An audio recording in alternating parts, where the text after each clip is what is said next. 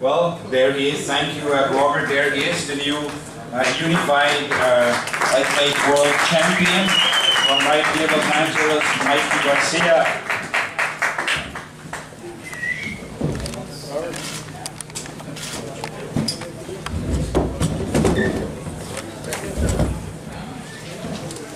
You guys have any questions for Mikey? Yeah, Mike, you fooled me with the body, man.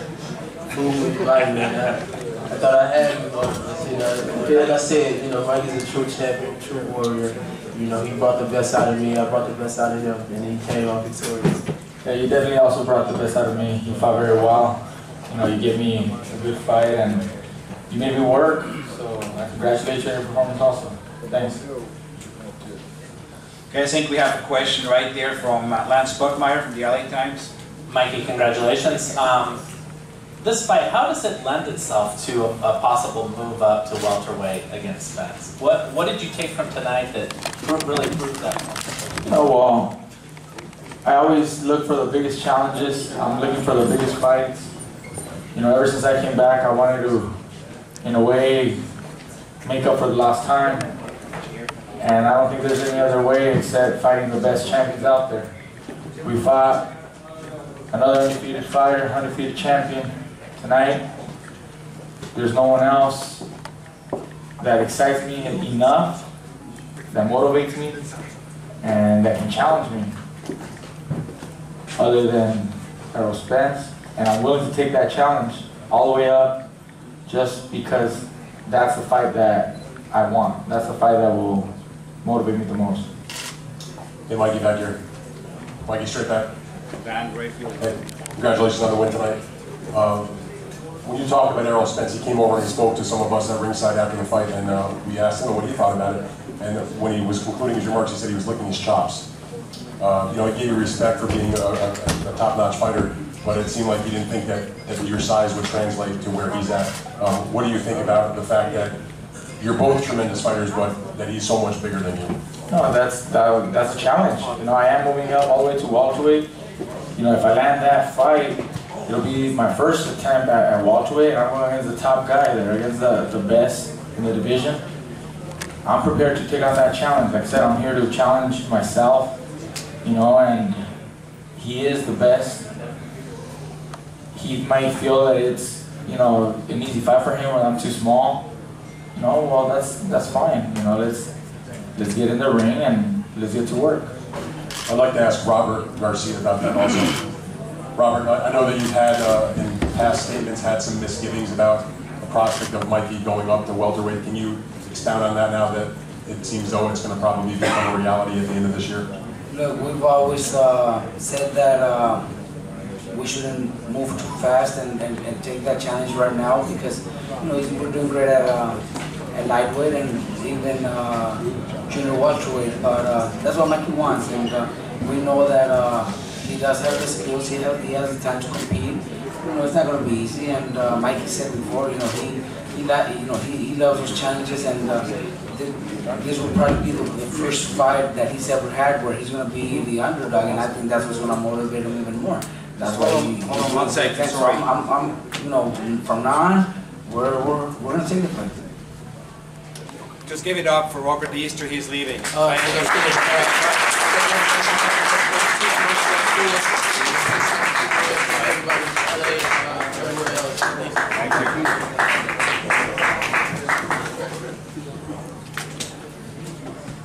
Mikey, it seemed like he caught you with something good. I think it was the 9th round. I'm not too sure if it was a body shot or upstairs. Did he hurt you, or was it just an exchange of punches where you guys were trading heavy punches? We exchanged on several occasions. On one occasion, I remember he landed a good right hand to the head. It didn't hurt me, but he felt that he might have hurt me, and he came on the attack, so I had to defend. I had to, you know, be careful. I got to block, but I would come back. You know, he's a fighter. He fights, and there's moments, you know, we're in a fight. I mean, you are expected to get hit once in a while. Mikey, when you heard of that early in the fight, you had him down in the 3rd round. Oh, yes. When you had him down in the 3rd round, did you feel that you were going to finish him and be able to knock him out in the fight?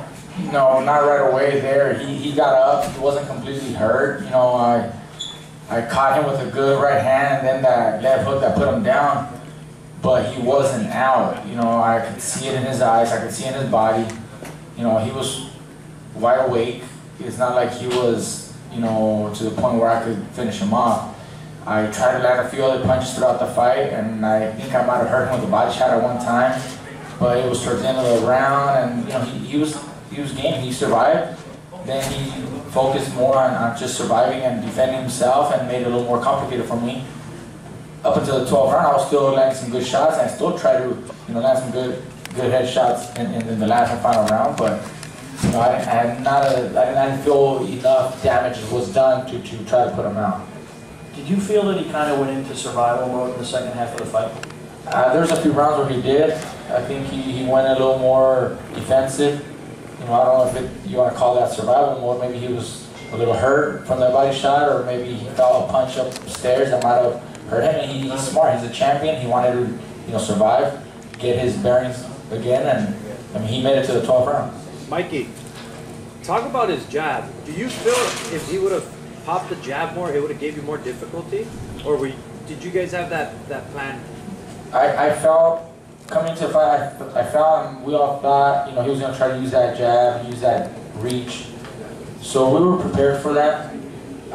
He really wasn't snapping it hard. He was just, you know, throwing it out there. So I just had to wait for the right time, the right distance, and range for me to be able to land. I landed some good jabs on him, you know, even though he had the reach. You know, I was able to time it perfectly and land a solid jab, and I think he respected that enough because he would move back. Do you see any similarities? You see, obviously Errol's at 147. Do you see any similarities in the style between Easter? Look, I think it's a different fight. Errol Spence is southpaw. He bangs to the body a lot. It's a different fight. This guy, Easter, was fighting, trying to use that distance, but it's just a whole different fighter. Would you? Robert, question for you in the back too. Lomachenko is a top-ranked fighter. We know the history there with Mikey with Top Rank. You've been doing a lot of those top-ranked shows recently. Have you had any conversations with the people there about kind of thawing those problems and advancing towards, you know, Mikey and Lomachenko? Not with Bob Arum or Todd, but I do with a lot of other people that work for Top Rank, and I'm gonna tell you the truth. You know, most of them tell me Mikey will beat Lomachenko, and that's probably why if the fight ever happens, it's gonna be whenever it's so big where it has to happen. But as of now, that's what Mikey doesn't even consider chasing that fight, because we know that's not going to happen anytime soon. Robert, Mikey, buenas noches. Antes que nada, muchas felicidades por la gran actuación. Y esta pregunta va de parte de campeones y excampeones del mundo que me pidieron que le hiciera. Dicen que no vayas por Spence, muchos campeones y excampeones, que vayas por Lomachenko, porque definitivamente ganándole a él merece ser el número 1 libra por libra. La pregunta es para los dos, por favor.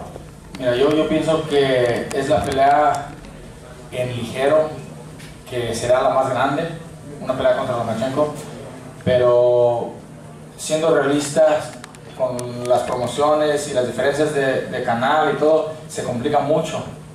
Si él está dispuesto a pelear conmigo, que yo sé que él sí está dispuesto, tiene que pedírselo a su promotor, a Top Rank, que nos hablen y nos sentaremos a platicar y discutir esa posibilidad. A mí me encantaría una pelea con él. Mike, Robert. Perdón, Robert, si puedes contestar a la pregunta, por favor. Sí, exactamente como lo comenté hace rato. Mira, pelearle a Lomachenko fuera lo ideal, fuera lo mejor, lo que yo preferiría hacer, porque sé que es una pelea grandísima, especialmente en peso liguero. No es un peleador grande como lo es Errol Spence, pero la realidad es que no se va a hacer. No se va a hacer, menos ahorita la que sigue no se va a hacer. Así que tendremos que seguirlo esperando, quizá un año y medio más. Y mientras, ¿qué vamos a hacer? Claro. No hay nada más en ligero para Mikey, así que lo más posible es que vamos buscando otros retos más grandes, y un día, si de aquí a un año y medio, 2 años, es la pelea suficientemente grande para hacerla, entonces va a ser, pero en estos momentos no creo que sea. Mike, finalmente, ¿qué le dice a todo el pueblo mexicano, la raza que literalmente atiborró el Staples Center, la verdad que te apoyaron mucho? ¿Qué le dice a la raza? Me recibieron muy bonito, me da mucho gusto que me hayan venido a apoyar. Estoy muy contento con ese recibimiento. Muy feliz de estar de regreso aquí y pues en verdad quedé admirado. Me brindan de emoción en realidad cuando estoy saliendo y que miro todo el público. Ese es un sentimiento muy especial. Pues muchas gracias a todos por ese apoyo. Una Mikey, para los dos. Volviendo a la pelea esta noche, mi puntuación fue 107 a 120. No vi ganar un solo round a Roberts, Mr. Junior. Pero no te faltó un poquito, porque él no presentó pelea, él no hizo nada por ganar. Tú forzaste la pelea desde el principio, fuiste para adelante, pero no te faltó tirar más al cuerpo. Había ocasiones donde se presentaba, quizás una oportunidad, pero para poder trabajar bien al cuerpo necesitaba yo que él se parara a medio ring. Cuando estaba moviéndose es más difícil cuando se mueve. Y aunque lo llevé a las cuerdas en ocasiones, se movía y se quitaba, entonces no hubo tanta posibilidad. En una ocasión sí le pegué un buen gancho al hígado que parece que lo lastimé un poquito, pero fue al final del round y sobrevivió y después ya menos se paraba. Yo pienso que hizo una pelea, en realidad Easter Jr. hizo una pelea inteligente, una pelea difícil, supo usar mucho su alcance, no fue fácil, se nos dificultó porque 5 pulgadas de estatura y 8 de alcance, o sea, tuvieron un buen plan en realidad, su entrenador, su equipo, supieron hacer un buen trabajo, obviamente no pudieron vencer a Mikey, pero sí tenían un muy buen plan de pelea. Una más, esta me decía, lo decía yo a Mikey hace 2 días. ¿No te recuerdo un poquito la pelea que tuviste tú con Chico Corrales por la diferencia de estatura? No, pero a mí Chico me nufió. Y la otra es, esta pelea le puede servir en caso que enfrente a Errol Spence, por cierto, la estatura que tienes. Pues es zurdo Errol Spence y en realidad no es igual de alto que Easter, así que en realidad no tiene, yo creo, nada de parecido a la pelea. Robert, would you? Hold on there, Dylan Hernandez. I'm not sure if this is for Mike or maybe for Richard. When you guys look ahead to a fight with Spence, are you guys looking at pay-per-view in Vegas, or if not, what are maybe some of the other options? Well, definitely it's a pay-per-view fight. I mean, it's one of the biggest fights you can make. It's like a dream matchup, almost too good to be true. Definitely pay-per-view. And I do like to, I think, for pay-per-view, Las Vegas is the perfect place. But I do believe with this huge turnout Mikey had tonight here, as I mentioned, it was slightly bigger than what we had for Mars and Santa Cruz. But for Mikey to come back here after 7 years, I mentioned it before, Los Angeles Staples Center has its 4th franchise here after the Lakers, the Clippers, and the Kings. They have the Garcias now, Mikey Garcia, and I think this building here is going to see much more of Mikey Garcia. So Richard, from a promoter standpoint, what's the next step and how fast does that happen? Well, Mikey is his own boss, so Mikey will be calling the shots, and I think the good foundation is that Mikey and Errol Spence both seem to want to have the fight. They both have the same advisor, so we'll see how quickly it can be put together. Because usually when 2 fighters want to fight, 2 fighters who are in control of their own destiny, it's relatively easy to get stuff done. Mikey, over here. Okay. In the first couple of rounds, Robert got his punches in and jabs to the body, but in the second and third round, you started to look a little more comfortable, and once you got the knockdown, starting the 4th round, you kind of looked a little more lively, had a more spring in your step. Did that knockdown kind of help alleviate a little bit of the pressure when it comes to fighting Robert? I like to be patient early on in my fights anyways. First couple of rounds, I'm feeling my opponent, fighting that distance, the range, feeling his speed, his power. So it was just a matter of time before I started to get on the attack, get my rhythm going. It just so happens that I knocked him down in that 3rd round. But I started getting that rhythm going, and after I noticed that I could hurt him and I felt that I was starting to take control, that was it. There was no turning back, no walking back. lastly, obviously you want to fight Errol Spence all the way at 147, and winning that title would give you a world title in 5 different weight classes. What does that mean for you, legacy-wise, to join in extremely exclusive class of winning fighters winning a world title in 5 different weight classes? Well, that's why I'm trying to get that, because there's only select few, and only the greats, have accomplished that feat. I'm here in search of that, and I'm not just trying to pick up a belt against nobody, against someone that just happens to be a champ. I'm going against the best. I'm trying to get the best fighter, the most, just dangerous man at welterweight. I'm trying to get that, because that's what I think will, cement my name and put that, stamp of approval for everybody. No one else will be doing that. No one else is doing that right now. There's no other fighter on this planet doing what I'm doing. It's, as I said, dare to be great. Dare to be great. Great few to get. Robert? Richard, you said it's one of the biggest fights that could be made. How many pay-per-view buys do you expect this to generate? I know you've broken down the numbers a million times by now, I'm sure. I love to do pay-per-views, and I'm usually pretty accurate with my, with my estimation. So I think this is going to be a big pay-per-view, and I'm not going to tell you how many yet, but I always promote pay-per-views. I want to break records, and so we're going to do a big number with that. Question for Robert and Mikey. We've seen fighters in the past, like Roy Jones Jr. and Bernard Hopkins, utilize a conditioning guru like a Nike Showstone, and they go out for a high-profile fight at a greater weight. Would you bring in someone like that? Or not him in particular, but just some kind of strength and conditioning guru? It's kind of different the way things work with especially with Mikey. I said to a few people before, this is like one of the first training camps that Mikey starts doing sit-ups. Maybe that's the start. Maybe that's the start to get himself to a welterweight. He hardly ever does sit-ups or pull-ups or push-ups or none of that stuff. He does his running. He runs very hard, and when we're in the gym, we do a lot of rounds of sparring. That's pretty much what what our training camp is about. The rest is something that we've never really used with Mikey. So it'd be something that moving up to welterweight, something that we would probably consider and maybe talk about before before I make a decision between me, Mikey, my father, and the rest of the team. See what we decide to do. Well, I don't do a whole lot of physical training like that, but I think we'll have to use a little more and implement some different exercises, because I am going to be moving up all the way to welterweight. So I think the main thing would be the diet, change the way we eat, and maybe implement a little more, physical core training for that.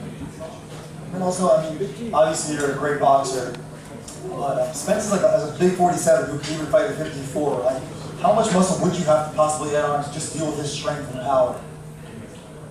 There's other things that I can try to use. I can try to use speed. I can try to use angles. I can footwork. There's a lot of things that I can use to overcome that height, that reach, the southpaw, the strength, all that. I'm prepared to do whatever it takes, to compete and win that fight as well. Mikey, when Spence visited us at ringside, he said he wants to do this fight this year. He mentioned November. That might be a pretty quick turnaround. Would you be willing to do it as early as November? Well, I said I wanted to do before the end of the year. November's before the end of the year. I was thinking, November, December. It's not too far off. If we land on a date that we can, compromise there, I think we can have a good training camp, enough time. That's all that it takes. If we set a date that allows both of us to train, well for it, I have no problem. Mikey, just a quick question. Even though it was a left hook that dropped him, you managed to land the right hand pretty frequently, and it seemed pretty easy. What was it about him or your game plan that you were able to land the right hand frequently? He kept bending towards his right, so my right hand would actually come down and land a couple of times. It was hard for me to land it when he was standing straight up.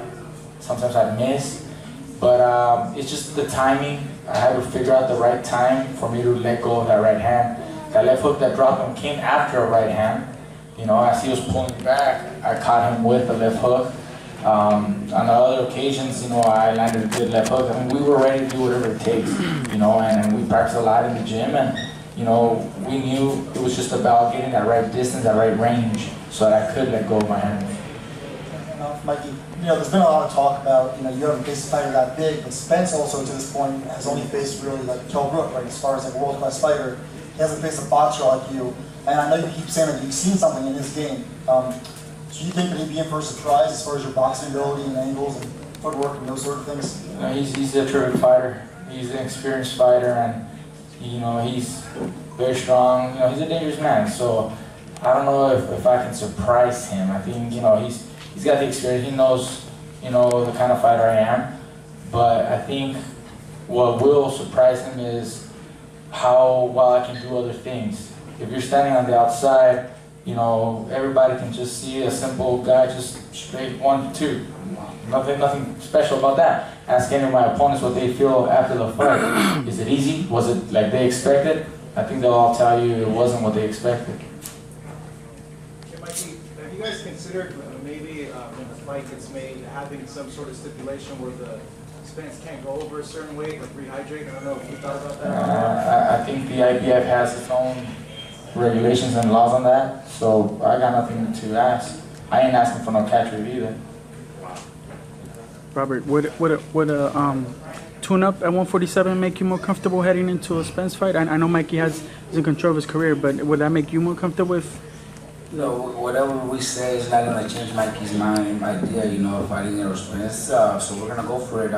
You know, we've talked to my dad, and my dad tells me earlier today, after the fight in the locker room, says, contact Manny Pacquiao. My dad would rather go after Manny Pacquiao. He's a WBA champion, and, but that just doesn't interest Mikey. I think we're going to go straight into Errol Spence. Mikey, would you want that fight in San Antonio, or would you want that fight in Dallas or in Los Angeles? I think we already started talking about that, and I think that fight belongs in Vegas. You know, a big fight like that, I think belongs in Vegas. It just, you know, it's a huge attraction, big fight, you know, and I don't think that there's any other better venues for it.